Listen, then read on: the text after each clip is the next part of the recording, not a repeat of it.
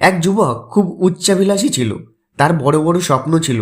সে অনেক কিছু অর্জন করতে চাইতো, মহান হতে চাইতো, কিন্তু সে সবসময় খুব দ্রুত এই সব কিছু অর্জন করতে চাইতো। যুবকের সবসময় মনে হতো তার কাছে সময় খুব কম। সেজন্য যুবক তার স্বপ্নগুলোকে যত তাড়াতাড়ি সম্ভব পূরণ করতে চাইতো, কিন্তু প্রত্যেকবারই সে ব্যর্থ হতো। সে কিছু ক্ষেত্রে সফল হতো, কিন্তু যুবক কখনোই তার কাঙ্ক্ষিত ফলাফল অর্জন করতে পারতো না। এটি তাকে খুব বিরক্ত করত। সে ভাবতে থাকতো সে কি করছে। যুবক বেশি পরিশ্রম করে অন্যদের থেকে তাড়াতাড়ি সফল কেন হতে পারছে না, এই প্রশ্ন প্রায় তাকে কষ্ট দিত। কিন্তু আস্তে আস্তে যুবক বুঝতে শুরু করে যে সম্ভবত সে সেই গোপনীয়তা সম্পর্কে অবগত না, যা ব্যবহার করে যুবক অল্প সময়ের মধ্যে দুর্দান্ত সাফল্য অর্জন করতে পারবে। যেদিন সে এটা বুঝলো, সেই দিন থেকে সে এমন একজনকে খুঁজতে লাগলো যে তাকে সেসব নিয়মকানুন ও সাফল্যর রহস্য সম্পর্কে বিস্তারিত ব্যাখ্যা করতে পারবে। তারপর একদিন সে তার এক বন্ধুর মাধ্যমে এমন এক গুরুর কথা জানতে পারল, যিনি তার বুদ্ধিমত্তা ও জ্ঞানের জন্য দূর দূরান্তে বিখ্যাত ছিলেন। তিনিই ছিলেন জনগণের সমস্যা সমাধানে অত্যন্ত সহায়ক। তিনি খুব বুদ্ধিমত্তার সাথে এবং সহজে লোকের সমস্যার সমাধান খুঁজে পেতেন। এমনকি তিনি খুব সহজ ভাষায় ব্যাখ্যা করতে পারদর্শী ছিলেন। গুরুর কথা জানার সাথে সাথে যুবক সরাসরি গুরুর আশ্রমে গেলেন। ওই গুরু একজন বৌদ্ধ সন্ন্যাসী ছিলেন। যুবক সন্ন্যাসীকে নমস্কার করল আর সন্ন্যাসীর সামনে বসে পড়ল। সন্ন্যাসী যুবকের আসার কারণ জানতে চাইল। তখন যুবক বলতে শুরু করলো, মণিবর, আমার স্বপ্ন অনেক বড়। আমি জীবনে অনেক বড় আর অনেক সাফল্য অর্জন করতে চাই, কিন্তু আমি এই সব কিছু খুব অল্প সময় অর্জন করতে চাই। আমি অনেকবার কঠোর পরিশ্রম করে দ্রুত সফলতা অর্জন করার চেষ্টা করেছি, কিন্তু আমি কখনোই কাঙ্ক্ষিত ফলাফল পাইনি। আমার মনে হয় আমি সেই গোপনীয়তা সম্পর্কে জানি না, যেটা জানলে আমি কম সময়ে দ্রুত সফলতা অর্জন করতে পারবো। মণিবর, আপনি কি আমাকে ওই গোপনীয়তা সম্পর্কে সহজভাবে বোঝাতে পারবেন? আমি কথা দিচ্ছি আমি অবশ্যই ওই গোপনীয়তার পালন করব। বৌদ্ধ সন্ন্যাসী ওই যুবকের চোখে এক দৃঢ় ইচ্ছা ও দৃঢ় সংকল্প দেখেন। যুবক সফল হওয়ার জন্য কঠোর পরিশ্রম ও কঠিন ত্যাগ করার জন্য প্রস্তুত ছিল।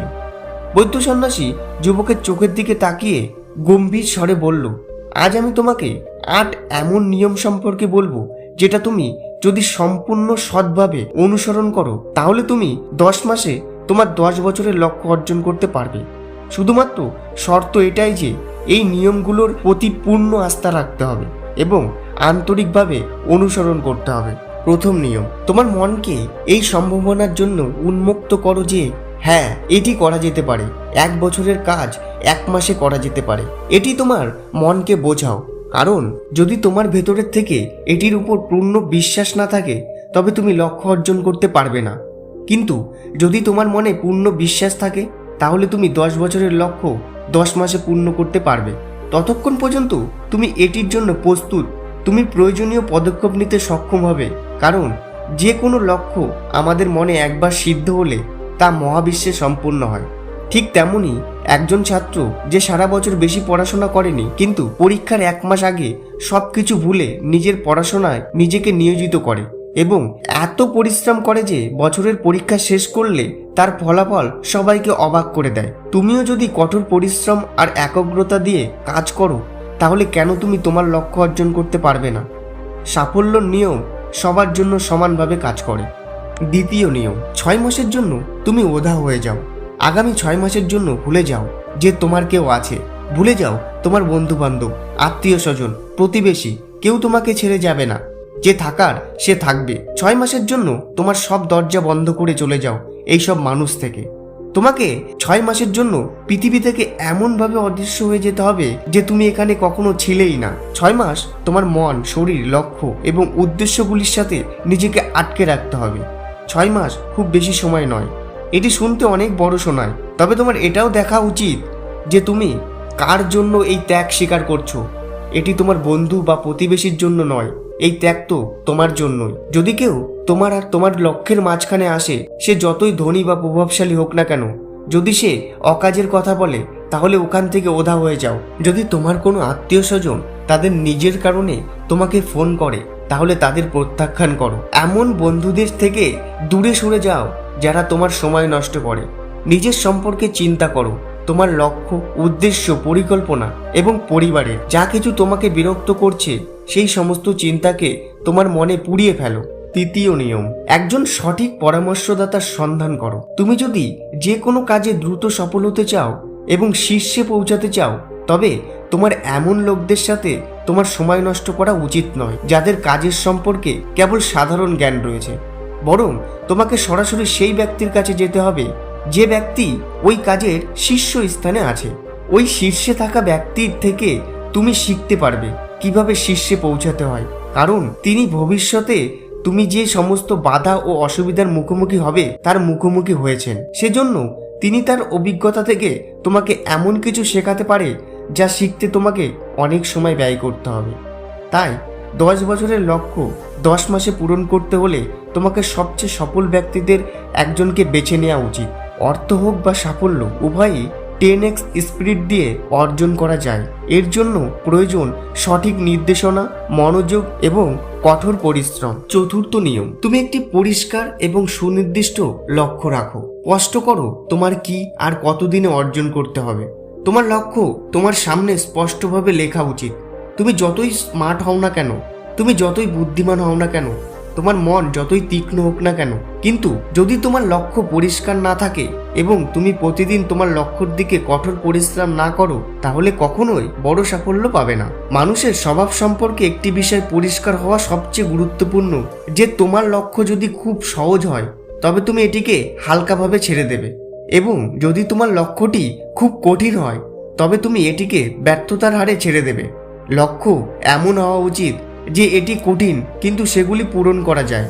পরবর্তী জিনিসটি হলো তোমার জীবনের লক্ষ্যগুলি অর্থাৎ অগ্রাধিকারগুলি 3টির বেশি হওয়া উচিত নয়।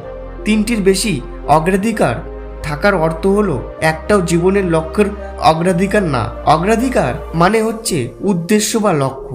জীবনে কোনো উদ্দেশ্য না হওয়া মানে ঘুরে বেড়ানো, দুঃখী ও অলসতা জীবন। উদ্দেশ্য মানে মজা। কি প্রয়োজন তোমার জীবনে? যদি কোনো ব্যক্তির কাছে কোনো উদ্দেশ্য না থাকে তাহলে সে সবসময় অস্থির হয়ে ঘোরাঘুরি করে বেড়াবে। বেশিরভাগ মানুষের জীবনের নিয়ম খুব অদ্ভুত, তারা জানেই না তাদের জীবনে কি প্রয়োজন। এই জন্য যদি তুমি তোমার 10 বছরের লক্ষ্য 10 মাসে অর্জন করতে চাও, তাহলে তোমার লক্ষ্যটি তোমার মনে স্পষ্টভাবে চিহ্নিত করা উচিত।